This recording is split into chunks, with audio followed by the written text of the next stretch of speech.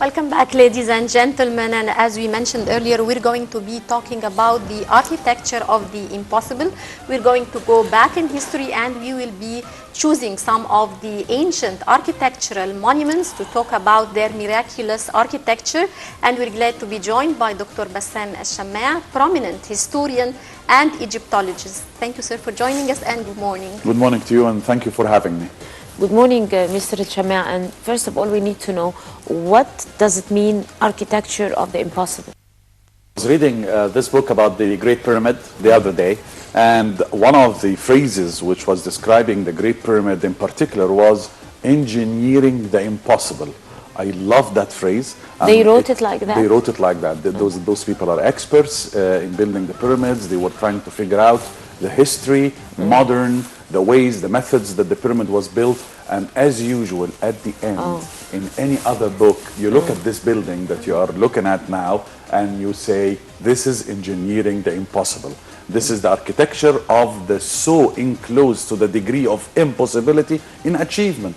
One, because with all your laser beams and your femtoseconds and all of this, 2015, you cannot rebuild something like this. Two, you are putting almost 6 million tons weighing blocks of stones, weighing between 2.5 tons to 12.5 tons, and some of which are over 50 tons each, in one building, without one nail, without one wooden beam, without one adhesive force material, no glue, no nothing, no cement, no mortar, to the point that some years ago, some French people came up and said, oh, this is mortar. They were put in molds, and those are not huge blocks quarried from the quarries. Of course, we found the quarries, and we found there were two quarries in choosing those blocks. Local quarries in the pyramids area, and the plateau itself of the pyramids, so this is not far, and the other one is in Tura, on the other side of the river Nile, and the Muqattam mountains. Now, why would he do that?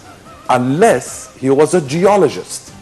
This ancient Egyptian man was not only a man who was a genius dealing with putting blocks together, or putting to the height of almost 147 or more meters high, or almost 6 million tons, weighing a huge construction or project, if you like, which is the Great Pyramid of the Pharaoh King Khufu. Well, of course, he was a geologist. And that is a new thing to describe the people who worked on the Great Pyramid. They were geologists. How come? Number one, are you putting almost 6 million tons, blocks of stone, a piece of land, made out of limestone? This is not sand, this is rock. And there is not 1 millimeter, not centimeter, not millimeter under the ground level, the foundation. Which shows how genius were the pharaohs. How did they get this architectural talent to be able to build such I say great, trial and error. And this is one of the very important things that we have to understand about ancient Egypt and other civilizations as well. You depend upon something called trial and error, because the Great Pyramid was not born out of the blues. There were attempts made before that, and there were steps, there were mastabas, there were bench-like construction tombs, there were 6 unequal bench-like tombs like the Saqqara stepper, and there is the unfinished pyramid, there is the bent pyramid. So you are taking it step by trial step and error until you reach trial and error. The Maydoun pyramid, a huge side, actually fell on the people while the building. That's why it was deserted. And that's why the unfinished. But it took pyramid. years and years, of course, of trial and error. How long did it take to build the biggest pyramid? Well, here is another question, because always with Khufu's pyramid, and with the pyramids in particular, you are talking about hypotheses and theories. Some will tell you 20 years. Like, for example, Herodotus, when he said almost 20 years and 100,000 workers participated. Others came up some years ago and said this pyramid can be achieved by 8,000 workers. Right. And it would take 10, 12 years, 8 years, 70, and so on and so forth. So with the pyramids, you cannot. The 123 pyramids of each were attempts, and they were different attempts. To you, it seems similar, but they are not. There are different angles of inclinations, there are different heights, there are different weights, but the method itself changed from part to part until it reached the first, if you like, complete, if you like as well, pyramid. And the first complete pyramid is not Khufu. Many people think that Khufu is the first complete pyramid. That's not correct. So the first complete one is Dashur. and it's Right. called the Red Pyramid. And it's called the Red Pyramid because the limestone reacted with oxygen and carbon dioxide and hydrogen of the environment and turned into brownish color. So it gives that reddish impression, and that's why, hence, the Red Pyramid of King Snefro. Snefro and not Senefro for our Minister of Education. It's not so it's Snefro. There is nothing between the S and the N. It's Snefro, like that. And Snefro, not far away from Kufu, because he's his father. So probably some of the workers who worked in the days of Snefro worked in the days of Kufu, and some of the workers who worked in Kufu worked in Kaf, and so on and so forth. We also know for sure that engineering the impossible is something that you cannot achieve today. Take a look at the Louvre Museum. When the Louvre Museum wanted to get into the 20th century and wanted to get into the 21st century and so on, prepare itself for the 21st century, what did it do? What was the decision? Decision to make a glass pyramid. A glass pyramid. They did not choose anything from the French culture or from the European culture or from any other culture. They chose the Egyptian culture. So you became a trademark. The pyramid became an Egyptian trademark all over the world. And so on with Las Vegas, Luxor Hotel, and so on and so forth. Interestingly enough, we found out this, that some people came up and said, but there is no proof that the people who worked in this pyramid were those or these. And some people came up, and the Zionists came up and said, it was the children of Israel who built it in the slavery and so on. And we discussed that last week. But very importantly here to mention that the workers of the pyramids were found. And they were excavated. And their tombs of their bosses were excavated. We had gangs of workers. We had bosses. We had supervisors on gangs. Let's take a look at the other picture. So if would we be a culture and a civilization which can achieve a pyramid and then stopped, I would tell you that's one off. All right? But if you continue with the achievements, and what I like about what happened after the pyramids is that there were failures. Of course they were humans. Of course there would be a failure project and a successful project. Build such a building like the pyramids, nowadays with all the education that we have in architectural engineering, for example, it won't be such a miracle like it was during 7,000 years ago, and they didn't have this type of education. That's the miracle. I was giving this lecture with the students of engineering, of Academy of Engineering, and all the guys who were sitting right in front of me were becoming engineers and architects in a couple of years. And it was called the genius of the Great Pyramid. And the genius of this amazing architect, the man who was responsible for all constructions of Khufu, his name is Ham-Iyunu. Now this Egyptian Ham-Iyunu is not only a genius architect and an engineer, and he is not only responsible for all the buildings of the Great Pyramid of the king, but he is also something else. He is the guy who I think invented with his fellow Egyptians what we call nowadays one crisis management. Isn't this something that we teach people today in factories and in huge organizations, how to deal with crisis? Well, of course you are dealing with 100,000 workers.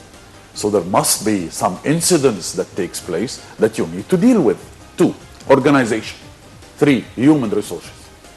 We just call it names now. Human resources. Everybody is learning human resources now. Everybody is working human resources now. But take a look. The prince of the king of human resources, the pioneer, is this man, Ham-Iyunu, who is not only leading a project of 100,000 workers, but he's leading that project for 20 consecutive years. Which is, if you're a boss and you have 3 employees, you will go crazy in 2 weeks and you'll probably jump off the Cairo Tower in no time, because they will drive you crazy. But what about 100,000? So we have to take a look at the other angle of the building of the pyramid. The architectural angle, of course, but also the other human aspect of building this construction. Let's take a look at the other one. Because in Aswan... We need the next picture, please. Yes, please. In Aswan, there was an amazing attempt that, okay, people visited in tourism and everything, but we have to really shed a light on it. The unfinished obelisk. The unfinished here. I brought you this picture because it's showing you an obelisk, a project, just like any other project in ancient Egypt. Look what I'm saying. Just like any other obelisk in ancient Egypt. But gaze at this picture and notice that this obelisk is not finished. It's cut from 3 sides, but it is not detached of its quarry. It still stuck to its quarries. It is not complete. The project stopped. So I love this. I love incomplete things in ancient Egypt. Why? This is not an achievement to do something incomplete. To me it is. Why? Because it will give you, and those who will say Martians came down and built the pyramids, it will give the human touch. And humans make mistakes. And human, sometimes they fail. And here is a failure project. You call this a failure project? To the standards of the ancient Egyptians, yes. But they had to. Let's take a look at the other one. The next photo, please. And you will notice that this project was stopped by the supervisors because cracks started to appear in the unfinished obelisk at that time. I would like to get in here and stop, because you're talking about failures and how they had the crisis management. And nowadays, if we compare the way they were handling the crisis management to the way our officials are handling crisis management nowadays, especially in construction. If they found those cracks today, they would continue and go on with the building until the people would settle in, then it would collapse. Well said. And so on with other crises. So if you can elaborate on the difference and why those people had Renaissance. What kind of system were they adapting to, so that we could try to follow footsteps. See, the last sentence. I'll pick it up, I'll put it in golden letters, and we'll put it at the head of every lintel of every entrance of a government office. Why is that happening now? Why am I saying history for the last 30 years? What's the point of Bassam coming all over the place and telling you our grandpas, our grandmas? What's the use? The use is this. This is not, I'm not telling you that we were great all the time. I'm telling you we were great, copy. I'm not saying copy. And then when you copyright, you start from there where they finished and you start progressing. So now you are calling upon your grandmas and grandfathers to start, or if you like to restart, into this, what you said, that we have to take a good example of the ancient Egyptians. This is a project. Do you know the weight of the unfinished obelisk? The weight. We're talking the Ramses obelisks, 200 and something tons. Look at what I'm saying. 200 and something tons, one piece of granite. And if you look very carefully at the hypostyle hall of Karnak, the temples of Karnak, where this picture I brought you, and I still insist, temples of Karnak. Not temple, all right? You will notice that the historians called that, as they called the Great Pyramid engineering the impossible, they called this one room, this one chamber, in one of the parts of the temples of Karnak. We call it the hypostyle hall. So there are several temples together in one complex? Exactly, different times and different periods of times. That's why temples, right? Like a jigsaw puzzle. Back to the hypostyle hall, 100, boom. And that's why they called it the greatest chamber on earth. They called it, not us. The people who are studying our history. And the top, because you are looking at columns and you are deciphering hieroglyphs, and then you look at the capitals, and you will notice some capitals are different than the others. Some capitals are conveying the message that flower is still a blossom. This one is still a blossom. And others are open flowers. And this is very religious. So now stone is uttering religious rituals. Stone, the ancient Egyptians dealt with stone to utter religious concepts. So this is not an ambiguous civilization. The ancient Egyptian civilization is well documented, well written, well translated and transliterated, and well studied. And after all of these years, you still stand as a failure in front of engineering the impossible.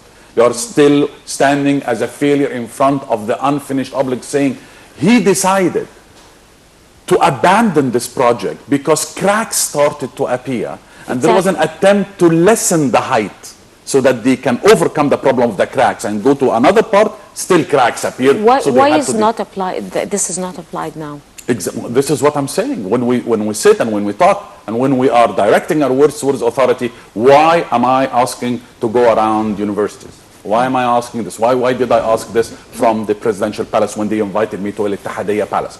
That's one of the ideas that I introduced to Al-Amn Qawmi, to the national security people.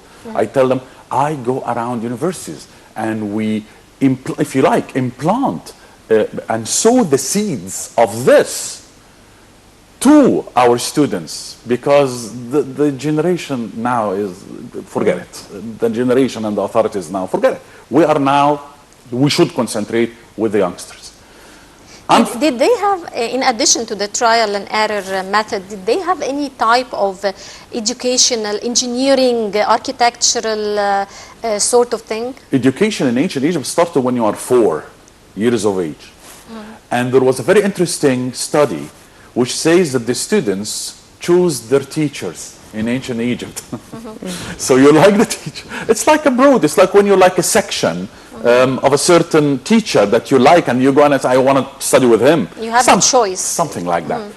But the interesting thing is that the only papyrus which we found telling us about trigonometry and geometry, and the most pioneering one was 1550 BC, which is a good, at least, see we're talking about 1,000 years at least, between 2,500 and 1,550 BC.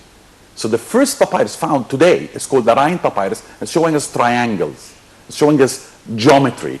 It is also showing us calculations and questions and answers, just like a test in mathematics. All of this is in the Rhine papyrus. So the first triangle that I study, triangle, not a pyramid, triangle that I study is 1,000 years after the pyramid. So how come the standard of mathematics, which were 1,000 years before it? So question marks? Yes, question marks. We study. We still stand in front of many topics in ancient Egypt, like mummification, like trying to raise an unfinished obelisk from the Aswan quarries, 1,168 tons. Once again, 1,168 tons weighing obelisk, over 50 meters high. What type of project is this? If the unfinished obelisk succeeded, you would have today a standing erected obelisk of 1,168 tons weighing one piece of granite. And if you don't want to discuss how it was cut and how it was detached, let us discuss how it was placed on a boat and transported from Aswan to Luxor like any other obelisk. So it's not a project only of architecture, it's transportation, it's marine work because you have to deal with the River Nile water, it's wooden boats and papyrus boats to transport, it's dealing with air currents, because when you are in the River Nile, there are strong air currents that can take the obelisk boat offshore, and the whole project disappears or get destroyed, or even, if you like, sink. So, River Nile, captains of marines, we have for example, this, picture. yes, thank you very much, that's my last picture for you. This is the Ramesseum, west bank of Luxor. There is another amazing project. A statue of Ramesu, or Ra-Mesu, or as we call him, Ramses, the second, right? 1,000 tons weighing. One statue, one piece of granite. One piece of granite, the cutting, the transportation from Aswan to Luxor, once again on boats. What kind of boat would you, in the 1200s take all that weight, that can actually take the weight of 1,000 tons? With the writings and the carvings on the shoulder of the king, Hika Hiku. This is what's carved here. Hika Hiku, ruler of the rulers. That's Ramesses II, right? That's how he used to call himself. Mr. Al-Shamaa, how do you justify that far shift from that renaissance to a complete, I mean, that decline, not a complete decline, but that decline? I mean, there were rules, there were books, there was history, there is everything that it could be, take a look and a browse over to be able to draw lessons, to be able to, because the West does that. Yes. I mean, why aren't we doing that? I mean, what's happening? Answer you. If you're talking about engineering, we would have gone over the pinnacle. If we even take a look over those very famous Dr. buildings. Labib Habashi, God bless his soul, named his work of obelisks, skyscrapers of the past. And there are Indeed, skyscrapers, that's true. It's the same idea of that pinnacle, of that apex of that top. But I will answer you with one sentence. What happened? What happened? What happened? That's the question that we always ask. Even us ask this. Even I ask myself this after 34 years. So I say one answer. 48 BC. The answer is there.